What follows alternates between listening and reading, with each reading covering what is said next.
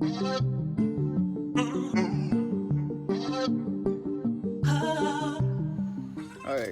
what's up guys? So today what I'm going to be installing is some lock actuators for the 2005 Infiniti G35 that I have.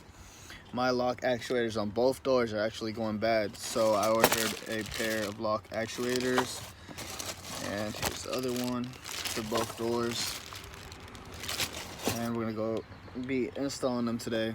So on this driver's side door, there's a little plastic piece that goes right in there that I just took off with a flathead screwdriver. Same thing with this panel trim right here. You take it off with a flathead. This is what's supposed to be on there. Just pop it off with the flathead. Put them to the side. Don't lose that plastic that goes right in there, and don't break these clips. They weren't that hard to take off, so I don't think you should have any problems breaking it or anything, but just be careful. And that's a 10mm bolt, 10mm bolt in there. There you go. And then one right there. Once you take all those out, you should be able to pry from the bottom and take off this door panel. Yeah, door panel. So I'm gonna get that done for y'all, and I'll be right back. Right, so I got the 3 bolts that were in the holes out. Just pry it from the bottom, pull it over here, and then all you gotta do is pull up. So pull up. Then when you pull up, there's a wiring harness right there. It's hooked on to your control switch for your windows and mirrors and everything. There should be a little tab down this side, and all you gotta do is press in. Can't really reach it, and pull it out. Just wiggle it out. Then do the same thing for your courtesy light. Press in, pull out. The door's good to be put to the side. So now that we got it like this, what you want to do is remove these 3 bolts that hold the speaker in place, because behind the speaker, the wiring for the lock actuator is right behind that speaker. So what you want to do is press in the clip, which I'm gonna have to do with the flathead screwdriver. All right guys, so when you got the door panel like this, take out that speaker. There's gonna be a wiring harness down there. You can see where it clips on. Take those wires out. And I already unclipped them because they go clipped in right there in that little hole right there. So bring it up and find these 2 wires.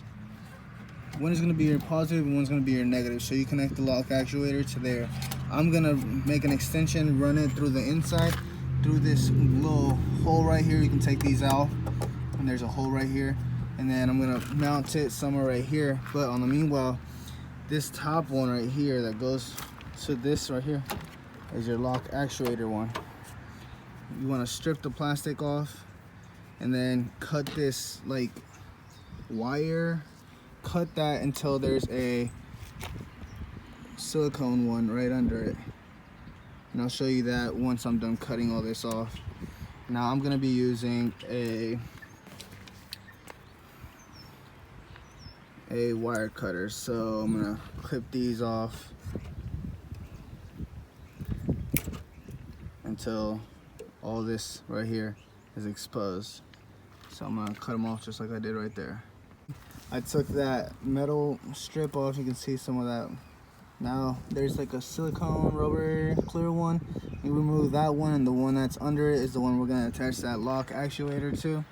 So let me remove this clear one, and I will be right back with you guys. So seeing that I spliced the one that goes to the OEM actuator, and this one comes from the harness from the car. So you want to splice into this side.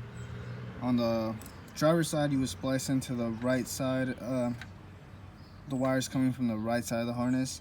The passenger side, you would splice into the ones coming from the car. So Passenger would be the ones on the left side of the harness.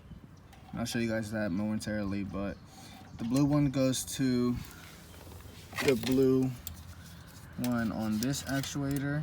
On this one itself, the colors on the wires on other actuators may be different, but on this one, the blue goes with the blue and the green goes with the purple. So let me get that wired up and all in place, and I'll show you guys what it's going to be looking like. These wires I'm going to run in through that hole. So let me get that done. All right, y'all. So as you can see, I mocked it in place. Got the screws holding it in place. This ain't going nowhere. So what you want to do so you can get the best result is cut half of this strip in. So between this black piece and the other one, cut it halfway, the half of that's open.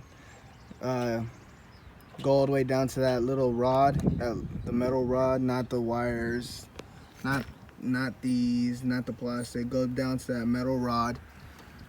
You want to tighten the metal rod in there like that, and then the other one for this metal rod. And then what you want to do is push this to the lock position, and then hook the rod closest to this side. So closest to the side that's closest to the actuator. That way, whenever it pushes forward, it has a lot of room, and when it pushes back, it goes straight to that. So what I did from it, because this actuator is kind of powerful, to be honest, and it wants to slap it against the door. So what I did is gently put some zip ties on it. See, they're not even tightened. Don't tighten them, because if you tighten them, this rod for the lock actuator isn't going to be able to move. And I put 2 just in case. So this is my key, and as you can see, it does unlock and lock the car.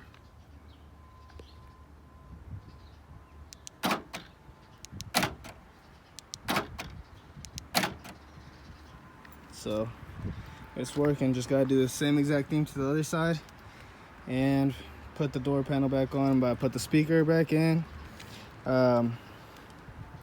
connect all the harnesses back on, and put the card back on the door panel. So I'll show you guys the final product in here in a minute for this side. All right, guys, so we got that side finished. Here's my key. You can tell, turns on, locks, unlocks, works. So we're doing this side right now, and once I get this in, it's the exact same procedure. The blue and purple wire goes to the ones on here. What's in the baggie is the lock actuator, the pole, a bracket if you want to mount it onto the bracket, which I'm not doing because I'm using the self-tapper screws, and this little box right here that hooks onto the rod and to the rod on the door right there. So let me get this side done, and I'll show you guys the both passenger and the driver. All right, guys, so we just got both of the doors complete, and let me show you the final product. I do have to put the last pieces on the door panel for the passenger, but it's mainly complete.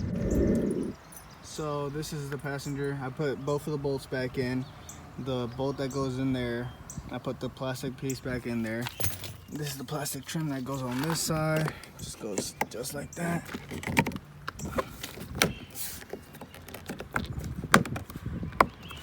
Just press it into place. Make sure everything's snapped in. You gotta press the door handle back in place.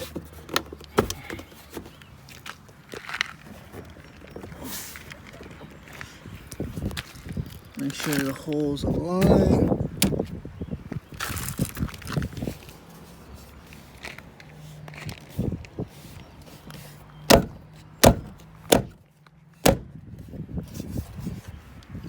And she's done. Locks, unlocks, unlocks, locks, unlock, lock, unlock, unlock, and they work. So that's a $10 actuator installment on the G35 for you. If you like the video. Make sure to leave a like, comment, and subscribe. If you have any questions on how to wire it, just leave a comment. I'll be trying my best to reply. So thanks for watching, y'all. Now turn up.